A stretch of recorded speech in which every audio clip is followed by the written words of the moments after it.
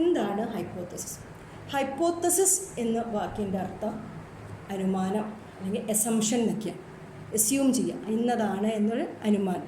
അപ്പോൾ നമ്മൾ statistical hypothesis എന്ന് പറഞ്ഞാൽ ഇവിടെ വെറും അനുമാനങ്ങളല്ല, ഇവിടെ വെറും എസംഷനുകളല്ല.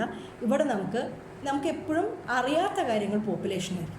അപ്പോൾ നമ്മുടെ പ്രശ്നം എപ്പോഴും പോപ്പുലേഷനെ കുറിച്ച് നമുക്ക് അറിയില്ല, വലിയ സെറ്റ് ഓഫ് നമ്പേഴ്സാണ്. അപ്പോൾ പോപ്പുലേഷൻ ഓഫ് മീനിനെ കുറിച്ച് ചിലപ്പോൾ നമുക്ക് അറിയണ്ടാവില്ല, പോപ്പുലേഷൻ ഓഫ് വേരിയൻസിനെ കുറിച്ചൊരു നമ്പർ നമുക്ക് അറിയണ്ടാവില്ല, കാരണം വലിയ സെറ്റ് ഓഫ് നമ്പേഴ്സാണ്. അപ്പം അറിയാത്ത കുറിച്ചിട്ട് വലിയ സെറ്റ് ഓഫ് നമ്പേഴ്സായിട്ടുള്ള പോപ്പുലേഷനെ കുറിച്ചിട്ട് നമുക്ക് അറിയാൻ പറ്റുന്ന ചെറിയ സെറ്റ് ഓഫ് നമ്പേഴ്സ് സാമ്പിൾ ഉപയോഗിച്ചിട്ട് അയാളെക്കുറിച്ചിട്ടുള്ള എസംഷൻസ് നടത്തുന്നതിനെയാണ് നമ്മൾ എന്ത് പറയുന്നത്? സ്റ്റാറ്റിസ്റ്റിക്കൽ ഹൈപ്പോത്തസിസ് എന്ന് പറയുന്നത്. സ്റ്റാറ്റിസ്റ്റിക്കൽ ഹൈപ്പോത്തസിസ് എന്ന് പറഞ്ഞാൽ എന്താണ്?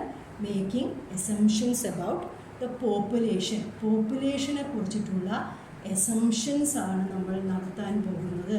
എസംഷൻസ് നമ്മൾ നടത്തുന്നു. ആരുപയോഗിച്ചിട്ട്? സാമ്പിൾ ഉപയോഗിച്ചിട്ട് നടത്തുന്ന എസംഷനുകളെയാണ് നമ്മൾ എന്ത് പറയുന്നത്? സ്റ്റാറ്റിസ്റ്റിക്കൽ ഹൈപ്പോത്തസിസ് എന്ന് പറയുന്നത്. നമ്മുടെ പ്രശ്നം എപ്പോഴും പോപ്പുലേഷൻ്റെ കാര്യങ്ങളെ കുറിച്ചിട്ട് അറിയില്ല എന്നുള്ള പ്രശ്നമാണ്. അപ്പോൾ അതിന് നമ്മൾ സാമ്പിൾ ഉപയോഗിച്ചിട്ട് ആ പ്രശ്നം പരിഹരിക്കുന്നു. പൂർണ്ണമായിട്ട് പറ്റില്ല, കാരണം വലിയ സെറ്റ് ഓഫ് നമ്പേഴ്സിനെ കുറിച്ചിട്ട് നമ്മൾ ചെറിയ സെറ്റ് ഓഫ് നമ്പേഴ്സ് വെച്ചിട്ടാണ് പറയാൻ പോകുന്നത്. അപ്പോൾ കംപ്ലീറ്റ് ആയിട്ട് കിട്ടില്ലെങ്കിലും അതിനെക്കുറിച്ചൊരു ഏകദേശ ധാരണ നമുക്ക് കിട്ടുന്നു. അങ്ങനെയുള്ള ഒരു എസംഷനെയാണ് നമ്മൾ എന്ത് പറയുന്നത്? സ്റ്റാറ്റിസ്റ്റിക്കൽ ഹൈപ്പോത്തസിസ് എന്ന് പറയുന്നത്. അപ്പം ഈ ടെസ്റ്റിംഗ് ഓഫ് ഹൈപ്പോത്തസിസ് എന്ന് പറഞ്ഞാൽ എന്താണ് എന്ന് നമ്മൾ പറയുന്നതിന് മുമ്പ് നമ്മൾ ഈ സ്റ്റാറ്റിസ്റ്റിക്കൽ ഹൈപ്പോത്തസിസ് നമ്മൾ പല ഇതായിട്ട് ക്ലാസിഫൈ ചെയ്തിട്ടുണ്ട്. അതിലൊരു തരത്തിലുള്ള ക്ലാസിഫിക്കേഷനാണ് parametric and non parametric hypothesis എന്ന് പറഞ്ഞത്. അതായത് പാരാമെട്രിക് ഹൈപ്പോത്തസിസ് എന്ന് പറഞ്ഞാൽ നമ്മൾ നടത്തുന്ന ഒരു അനുമാനം, ഒരു അസംഷനിൽ നമ്മൾ ആരെക്കുറിച്ചിട്ടാണ് അനുമാനം നടത്തുന്നത്? ഇപ്പോൾ പോപ്പുലേഷൻ്റെ പാരാമീറ്റേഴ്സിനെ കുറിച്ചിട്ടാണ് നമ്മൾ അനുമാനം നടത്തുന്നതെങ്കിൽ അതിനെ ഞാൻ പാരാമെട്രിക് ഹൈപ്പോത്തസിസ് എന്ന് പറയും.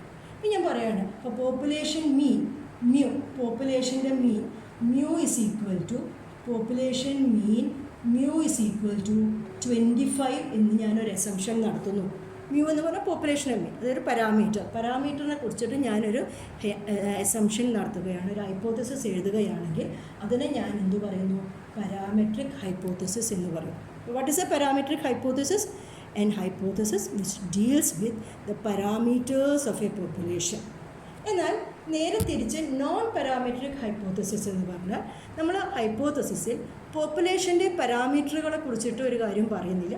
നേരെ മറിച്ചിട്ട് രണ്ടാളുകൾ ഇൻഡിപെൻഡൻ്റ് ആണ്, രണ്ട് ആട്രിബ്യൂട്ട്സ് ഇൻഡിപെൻഡൻ്റ് ആണ്, അങ്ങനെയുള്ള പല കാര്യങ്ങളുമാണ് പറയുന്നതെങ്കിൽ അതിനെയാണ് നമ്മൾ നോൺ പാരാമെട്രിക് ഹൈപ്പോത്തസിസ്. പാരാമീറ്ററിനെ കുറിച്ചിട്ട് പരാമർശിക്കാത്ത ഹൈപ്പോത്തസിസിനെയാണ് നമ്മൾ എന്ത് പറയുന്നത്? നോൺ പാരാമെട്രിക് ഹൈപ്പോത്തസിസ് എന്ന് പറയുന്നത്. ടെസ്റ്റിംഗ് ഓഫ് ഹൈപ്പോത്തസിസ് എന്ന് പറഞ്ഞ ചാപ്റ്ററിൽ നമ്മൾ ആദ്യം കുറേ പാരാമെട്രിക് ഹൈപ്പോത്തസിസുകളെ കുറിച്ചിട്ട് പറയുകയും അവസാനമായിട്ട് കുറച്ച് നോൺ പാരാമെട്രിക് ഹൈപ്പോത്തസിസുകളെ കുറിച്ചിട്ട് പറയുകയും ചെയ്യുന്നു. എന്നിട്ട് ഈ ഹൈപ്പോത്തസിസുകളെ മറ്റൊരു തരത്തിൽ നമ്മൾ സിമ്പിൾ ഹൈപ്പോത്തസിസ് എന്നും കോമ്പോസിറ്റ് ഹൈപ്പോത്തസിസ് എന്നും ക്ലാസിഫൈ ചെയ്തിട്ടുണ്ട്. സിമ്പിൾ ഹൈപ്പോത്തസിസ് എന്ന് പറഞ്ഞാൽ ഒരു ഹൈപ്പോത്തസിസിൽ, ഒരു എസംഷനിൽ പോപ്പുലേഷനിൽ എത്രയോ പാരാമീറ്റേഴ്സ് ഉണ്ട്. നമ്മളിപ്പോൾ പരിചയപ്പെട്ടു പല പോപ്പുലേഷൻസ്. ബൈനോമിയൽ പോപ്പുലേഷൻ കണ്ടു. ബൈനോമിയൽ എത്ര പാരാമീറ്റേഴ്സ് ഉണ്ടായിരുന്നു? N and P are the parameters of a binomial population, binomial distribution. അതേപോലെ ഇപ്പം പോയ്സോൺ ആണെച്ചാൽ അവിടെ ഒരൊറ്റ പാരാമീറ്ററേ ഉണ്ടായിരുന്നുള്ളൂ, M എന്ന് പറഞ്ഞിട്ട്. നോർമൽ ആണെച്ചാൽ അവിടെ 2 പാരാമീറ്റേഴ്സ് ഉണ്ടായിരുന്നു, മ്യൂ ആൻഡ് സിഗ്മ. അപ്പം ഒരു പോപ്പുലേഷനെ കുറിച്ചിട്ട് ഞാൻ പറയുകയാണെങ്കിൽ ഇപ്പം ഞാൻ പറഞ്ഞുകൊണ്ടിരിക്കുന്ന ഒരു അസംഷൻ ഒരു ബൈനോമിയൽ ഡിസ്ട്രിബ്യൂഷനെ കുറിച്ചിട്ട് അല്ലെങ്കിൽ ബൈനോമിയൽ പോപ്പുലേഷൻ എന്ന് പറയാം. ബൈനോമിയൽ പോപ്പുലേഷനെ കുറിച്ചിട്ടാണെങ്കിൽ അവിടെയുള്ള എല്ലാ പാരാമീറ്റേഴ്സിനെ കുറിച്ചിട്ട് സ്പെസിഫൈ ചെയ്തിട്ടുണ്ടെങ്കിൽ അത് ഞാൻ സിമ്പിൾ ഹൈപ്പോത്തസിസ് എന്ന് പറയും. അതായത് ഇപ്പം നോർമൽ പോപ്പുലേഷനെ കാര്യം എടുക്കുക. ഞാനൊരു അസംഷൻ പറയാണ്. ഞാൻ പറയാണ് mean of a normal population mu is equal to 50. Population mean 50 ആണ്. ആൻഡ് അയാളുടെ സിഗ്മ എന്ന് പറയുന്നത് 5 ആണ്. ഇപ്പോൾ നോർമൽ പോപ്പുലേഷൻ്റെ മീന് 50, മ്യൂ ഇസ് ഈക്വൽ ടു 50 എന്നും സിഗ്മ ഇസ് ഈക്വൽ ടു 5 എന്നും ഞാൻ പറയുകയാണെങ്കിൽ ഇവിടെയുള്ള 2 പാരാമീറ്റേഴ്സിനെ കുറിച്ചിട്ടുള്ള എസംഷൻസും ഞാൻ എൻ്റെ ഹൈപ്പോത്തസിസിൽ വരുത്തിയിട്ടുണ്ട്. ആ ഹൈപ്പോത്തസിസ് 2 ഹൈപ്പോത്തസിസുകൾ പറഞ്ഞിട്ടുണ്ട്, 2 പാരാമീറ്റേഴ്സിനെ കുറിച്ചും ഞാൻ പറഞ്ഞിട്ടുണ്ട്. നേരെ മറിച്ചിട്ട് അപ്പോൾ ഇതിന് ഞാൻ എന്ത് പറയുന്നു വെച്ചാൽ സിമ്പിൾ ഹൈപ്പോത്തസിസ് എന്ന് പറയുന്നു. നേരെ മറിച്ചിട്ട് ഇപ്പോൾ എല്ലാ പാരാമീറ്റേഴ്സിനെ കുറിച്ചിട്ടും ഞാൻ പറയുന്നില്ല വിചാരിക്കുക. ഇപ്പോൾ ഒരാളെ കുറിച്ചിട്ട് മാത്രം പറയണം, മറ്റുള്ളവരെ വിട്ടു. ഇപ്പോൾ പോപ്പുലേഷൻ മീൻ, നോർമൽ പോപ്പുലേഷനിൽ മ്യൂ ഇസ് ഈക്വൽ ടു 45 ആണ് എന്ന് മാത്രം ഞാൻ പറയുകയാണ്. നോർമൽ പോപ്പുലേഷൻ എന്ന് പറഞ്ഞാൽ നിങ്ങൾക്കറിയാം. ഇനി ഒരാളെ കൂടി പറയാൻ ബാക്കിയുണ്ടായിരുന്നു. ഞാൻ സിഗ്മ എന്ന് പറയുന്ന ഒരു പാരാമീറ്ററിനെ കുറിച്ച് കൂടി ഞാൻ പറയാനുണ്ടായിരുന്നു. പക്ഷേ ഞാൻ പറഞ്ഞത് മ്യൂ എന്ന് പറഞ്ഞൊരു പാരാമീറ്ററിനെ കുറിച്ച് മാത്രമേ ഞാൻ പറഞ്ഞിട്ടുള്ളൂ. സിഗ്മേനെ കുറിച്ചിട്ട് ഞാൻ ഒന്നും പറഞ്ഞിട്ടില്ല. അപ്പോൾ ഈ പാരാമീറ്ററിനെ, ഈ ഹൈപ്പോത്തസിസിനെ ഞാൻ എന്തു പറയുന്നു? കോമ്പസിറ്റ് ഹൈപ്പോത്തസിസ് എന്ന് പറയുന്നു. ഇപ്പോൾ രണ്ട് തരത്തിലുള്ള ഹൈപ്പോത്തസിസുകളായിട്ട് പറയും. സിമ്പിൾ എന്ന് പറഞ്ഞാൽ it specifies all parameters of the population. And composite hypothesis എന്ന് പറഞ്ഞാൽ it does not specify all parameters, some parameters are left unspecified. ഇവിടെ മ്യൂവിനെ മാത്രം പറയിക്കണം, സിഗ്മേനെ പറ്റി പറഞ്ഞിട്ടില്ല. അപ്പോൾ that is a composite hypothesis. അപ്പോൾ ഇങ്ങനെയുള്ള ഹൈപ്പോത്തസിസുകളുണ്ട്. ഈ മെയിൻ ടെസ്റ്റിംഗ് നടത്തുമ്പോൾ നമ്മൾ സ്റ്റാർട്ട് ചെയ്യാൻ പോകുന്ന രണ്ട് ഹൈപ്പോത്തസിസുകളെ കുറിച്ചിട്ടാണ് ഇനി പറയാൻ പോകുന്നത്. അവരാണ് null hypothesis and alternative hypothesis എന്ന് പറയുന്നത്. അപ്പോൾ എന്താണ് നൾ ഹൈപ്പോത്തസിസ്? നൾ ഹൈപ്പോത്തസിസ് എന്ന് പറഞ്ഞാൽ നമുക്ക് എന്ത് കാര്യത്തിനെ കുറിച്ചിട്ടാണോ ടെസ്റ്റ് ചെയ്യേണ്ടത് അതിനെക്കുറിച്ച് പറയുന്നതാണ് നൾ ഹൈപ്പോത്തസിസ്. എനിക്കിപ്പോൾ ടെസ്റ്റ് ചെയ്യേണ്ടത് ഒരു പോപ്പുലേഷൻ, എൻ്റെ population mean mu is equal to 50 ആണോ എന്നാണ് എനിക്ക് ടെസ്റ്റ് ചെയ്യേണ്ടത്. ആ ഹൈപ്പോത്തസിസിനെയാണ് ഞാൻ എന്ത് പറയുന്നത്? Null hypothesis. Mu is equal to 50. ഈ നൾ ഹൈപ്പോത്തസിസിനെ നമ്മൾ H0 എന്ന് പറഞ്ഞിട്ടുള്ള ലെറ്റർ വെച്ചിട്ടാണ് ഡിനോട്ട് ചെയ്തത്. ഞാൻ ടെസ്റ്റ് ചെയ്യാൻ പോകുമ്പോൾ, ഞാൻ ഹൈപ്പോത്തസിസ് ടെസ്റ്റിംഗ് എന്ന് പറഞ്ഞൊരു പരിപാടിയിലേക്ക് ഞാൻ കടക്കുമ്പോൾ ഞാനൊരു കാര്യം ടെസ്റ്റ് ചെയ്യാൻ, ഒരു ഹൈപ്പോത്തസിസിനെ, ഒരു അസംഷൻ പറഞ്ഞിരിക്കുന്നത് ശരിയാണോ തെറ്റാണോ എന്ന് ഞാൻ ടെസ്റ്റ് ചെയ്യാൻ പോവാണ്. അപ്പോൾ അതിന് വേണ്ടിയിട്ട് ഞാൻ എന്ത് അസംഷനാണോ ഞാൻ ടെസ്റ്റ് ചെയ്യാൻ വേണ്ടി വയ്ക്കുന്നത്, ഏത് കാര്യമാണോ ഞാൻ ടെസ്റ്റ് ചെയ്യാൻ പോകുന്നത്, അതിനെയാണ് ഞാൻ നൾ ഹൈപ്പോത്തസിസ് എന്ന് പറയുന്നത്. അപ്പോൾ H0 is mu is equal to 50. That is a null hypothesis. ഞാൻ പോപ്പുലേഷൻ്റെ മീൻ 50 ആണോ എന്നാണ് ടെസ്റ്റ് ചെയ്യാൻ പോകുന്നത്. അതിന് ഞാൻ നൾ ഹൈപ്പോത്തസിസ് എന്ന് പറയുന്നു. ഇത് ഞാൻ ടെസ്റ്റ് ചെയ്യാൻ പോകുന്നത്, ഞാൻ പറഞ്ഞ പോപ്പുലേഷൻ നമുക്ക് എപ്പോഴും അറിയാത്തതുകൊണ്ടാണ് ഇപ്പോൾ ടെസ്റ്റ് ചെയ്യേണ്ട കാര്യമൊക്കെ വരുന്നത്. ഇപ്പോൾ പോപ്പുലേഷനെ കുറിച്ച് എല്ലാം അറിയണമെങ്കിൽ മ്യൂ 50 ആണോ അല്ലേ എന്നൊക്കെ പോപ്പുലേഷൻ നോക്കി നമുക്ക് കണ്ടുപിടിക്കും. അപ്പോൾ ഇവിടെ പോപ്പുലേഷനെ പറ്റിയിട്ട് അറിയില്ല. അപ്പോൾ നമ്മൾ പോപ്പുലേഷനെ കുറിച്ചിട്ടുള്ള കാര്യങ്ങൾ നടത്തേണ്ടത്, അന്വേഷണങ്ങൾ നടത്തേണ്ടത് ചെറിയൊരു പോപ്പുലേഷനുള്ളിൽ നിന്ന് നമ്മൾ തിരഞ്ഞെടുത്ത ഒരു ചെറിയ സാമ്പിൾ വെച്ചിട്ടാണ്. ആ സാമ്പിളിന് നമ്മൾ റാൻഡം സാമ്പിൾ എന്ന് പറയും.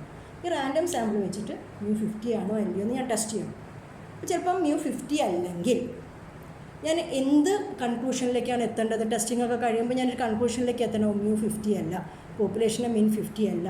അപ്പോൾ ഞാൻ എന്ത് കൺക്ലൂഷനിലേക്കാണോ എത്തേണ്ടത്, ആ ഹൈപ്പോത്തസിസ് എന്ത് അസംഷനാണോ ഇത് വേണ്ടി ഞാൻ റെഡിയാക്കി നിർത്തുന്ന ഒരു ഹൈപ്പോത്തസിസാണ് ഓൾട്ടർനേറ്റീവ് ഹൈപ്പോത്തസിസ്. അപ്പോൾ ഞാൻ ചിലപ്പോൾ പറയാം മ്യൂ 50 ആണ്, അല്ലെങ്കിൽ ഞാൻ അതിൻ്റെ ഓപ്പോസിറ്റായുള്ള ഹൈപ്പോത്തസിസ് പറയാം mu is not equal to 50.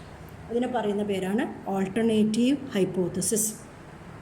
അപ്പം ഓൾട്ടർനേറ്റീവ് ഹൈപ്പോത്തസിസ് എന്ന് പറഞ്ഞാൽ നൾ ഹൈപ്പോത്തസിസ് നമ്മൾ ടെസ്റ്റ് ചെയ്യാൻ വേണ്ടി വെച്ചിരിക്കുന്നത്, ആ ഇൻവെസ്റ്റിഗേറ്റർ ടെസ്റ്റ് ചെയ്യാൻ വേണ്ടിയിട്ട് റെഡിയാക്കി നിർത്തിയിരിക്കുന്ന ഒരു ഹൈപ്പോത്തസിസ് ഉണ്ട്.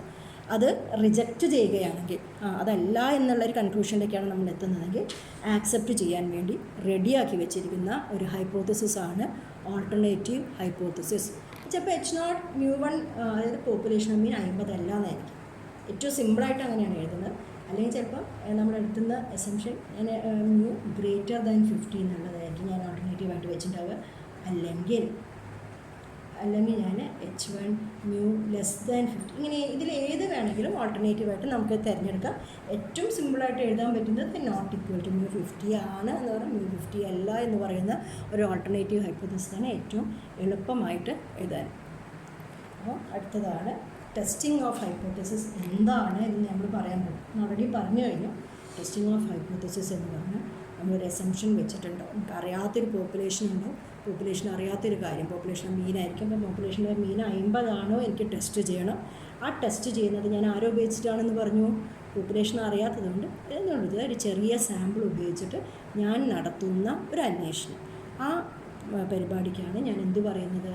Testing of hypothesis. അതായത് the process of either accepting or rejecting an null hypothesis on the basis of a random sample. അതിനെയാണ് എന്ത് നമ്മൾ പറയുന്നത്?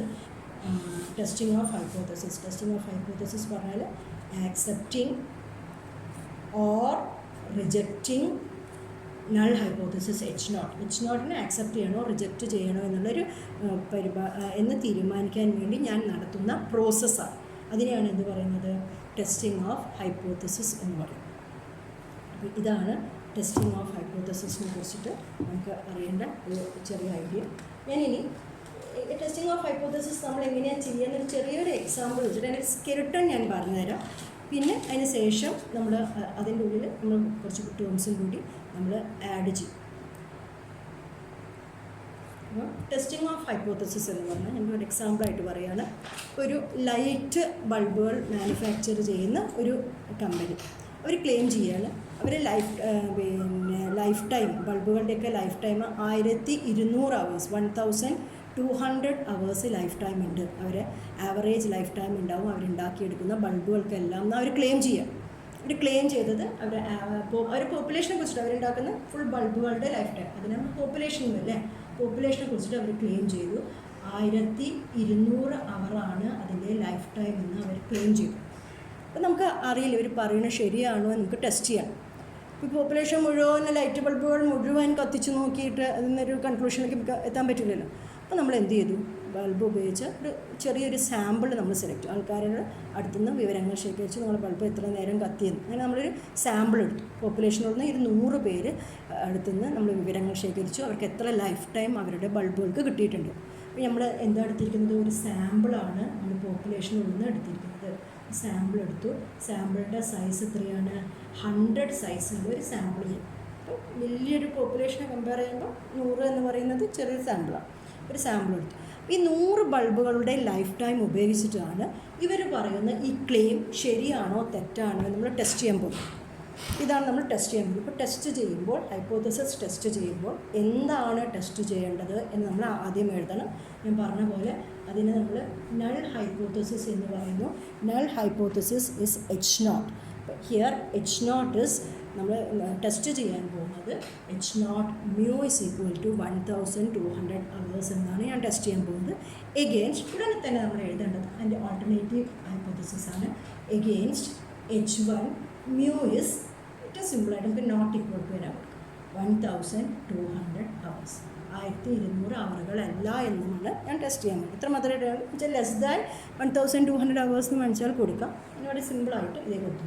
അപ്പോൾ നമ്മൾ ഒരു ടെസ്റ്റിംഗ് നടത്തുമ്പോൾ ഞാൻ ആദ്യമായിട്ട് ചെയ്യേണ്ടത് ഒരു എസംഷൻ ഉണ്ടായിരുന്നു, ടെസ്റ്റ് ചെയ്യേണ്ട ഒരു കാര്യം ഉണ്ടായിരുന്നു. 1200 അവറാണ്, എഗെയിൻസ്റ്റ് 1200 അവറാണ്. ഇതാണ് ഞാൻ ടെസ്റ്റ് ചെയ്യാൻ പോകുന്നത്. അതിന് വേണ്ടിയിട്ട് ഞാൻ എന്താ എടുത്തത്, പോപ്പുലേഷനെ കുറിച്ച് ടെസ്റ്റ് ചെയ്യാൻ വേണ്ടിയിട്ട് ഞാനൊരു സാമ്പിൾ എടുത്തു. എൻ്റെ സാമ്പിളിൻ്റെ സൈസ് 100 ആണ്. ഇപ്പോൾ സാമ്പിൾ എന്ന് പറഞ്ഞാൽ 100 നമ്പേഴ്സ് ഇങ്ങനെ കിടക്കുന്നുണ്ട്. ഈ 100 നമ്പേഴ്സ് പരന്ന് കിടക്കുന്ന നമ്പേഴ്സിനെ എല്ലാം കൂടി ഒരൊറ്റ നമ്പറിലേക്ക് കൊണ്ടുവരണം. അപ്പോൾ ഈ മനസ്സിലായി അയാളുടെ മീൻ എടുത്തു, സാമ്പിളിൻ്റെ മീൻ. അതായത് 100 ലൈഫ് ടൈമുകളുണ്ടാവും. ചിലപ്പോൾ ഒരാൾക്ക് ചിലപ്പോൾ 1000 അവറുകൾ ലൈഫ് ടൈം കിട്ടിയിട്ടുണ്ടാവാം, വേറൊരാൾക്ക് ചിലപ്പം 950 അവറുകൾ ലൈഫ് ടൈം കിട്ടിയിട്ടുണ്ടാവാം, ഒരാൾക്ക് ചിലപ്പോൾ 1250 അവറുകൾ ലൈഫ് ടൈം കിട്ടിയിട്ടുണ്ടാവാം. അങ്ങനെയുള്ള കുറേ 100 നമ്പേഴ്സുകളെ എല്ലാം കൂടി അവർ ആവറേജ് എടുത്തു. അപ്പോൾ അതെല്ലാം നമ്മളൊരു നമ്പറിലേക്ക് കൊണ്ടുവന്നു. അതിന് ഞാൻ എന്ത് പറയും, അരിത്തമെറ്റിക് മീൻ, ആ സാമ്പിളിൻ്റെ മീൻ X ബാർ കണ്ടു. പക്ഷേ X ബാർ നമ്മൾ നേരിട്ടിട്ടല്ല ഉപയോഗിക്കാൻ പോകുന്നത്. X ബാർ ഉൾപ്പെട്ടിട്ടുള്ള ഒരു ഫംഗ്ഷനെയാണ് ഞാൻ ടെസ്റ്റ് ചെയ്യാൻ വേണ്ടിയിട്ട് ഉപയോഗിക്കാൻ പോകുന്നത്. ആ ഫംഗ്ഷനാണ് നമ്മൾ ടെസ്റ്റ് ചെയ്യാൻ പോകുന്ന ഫംഗ്ഷൻ. അതിൻ്റെ വാല്യൂ ഉപയോഗിച്ചാണ് നമ്മൾ ടെസ്റ്റ് ചെയ്യാൻ പോകുന്നത്. ആ ഫംഗ്ഷനെ ഞാൻ പറയുന്ന പേരാണ് ടെസ്റ്റ് സ്റ്റാറ്റിസ്റ്റിക്. അതിനുള്ള ഡെഫിനിഷൻ ഞാൻ പറഞ്ഞുതരാം. നമ്മൾ പരിചയപ്പെടാൻ പോകുന്ന പുതിയ പേരാണ് ടെസ്റ്റ് സ്റ്റാറ്റിസ്റ്റിക്.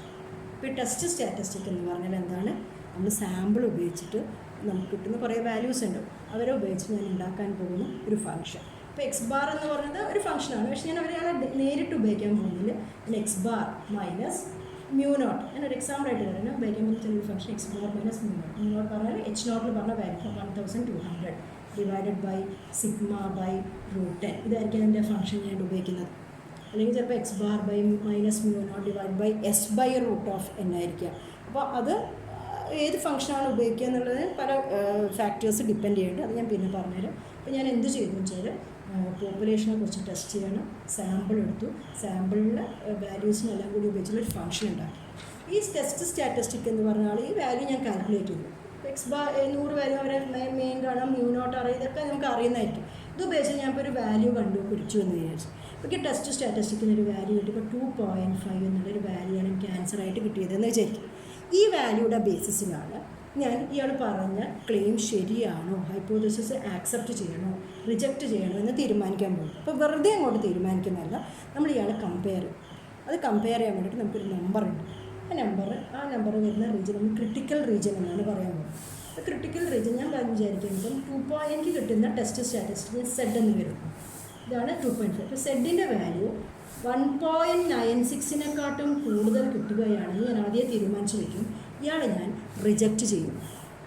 എന്ത് ചെയ്യുന്ന ഇയാളെ റിജക്റ്റ് ചെയ്യുമെന്ന് ഞാൻ തീരുമാനിച്ചല്ലോ. എന്നാൽ സെഡിൻ്റെ വാല്യൂ 1.96 ചെറുതാണെങ്കിൽ ഞാൻ വാല്യൂവിനെ ആക്സെപ്റ്റ് ചെയ്യണം എന്നുള്ള കാര്യം ആദ്യം തീരുമാനിച്ച് വെച്ചിട്ടു. അപ്പോൾ ഈ ടെസ്റ്റ് സ്റ്റാറ്റിസ്റ്റിക്കിൻ്റെ വാല്യൂവിൻ്റെ ബേസിസിൽ അയാൾ വാല്യൂ ഇന്ന നമ്പറിൻ്റെ അപ്പുറത്തേക്ക് കടന്നാൽ റിജക്റ്റ് ചെയ്യണം, ഇന്ന നമ്പറിൻ്റെ ഇപ്പുറത്തേക്ക് കടന്നാൽ ആക്സെപ്റ്റ് ചെയ്യണം എന്നുള്ള തീരുമാനം നമുക്ക് എടുക്കാൻ പറ്റും. അതിലേക്കൊക്കെ നമ്മൾ വരാൻ പോകുന്നതാണ്. അപ്പോൾ അതിൻ്റെ ബേസിസിൽ അപ്പോൾ എനിക്ക് കിട്ടിയത് ഇവിടെ 2.5 ആണ്. ഞാൻ വെച്ച ലിമിറ്റ് 1.96.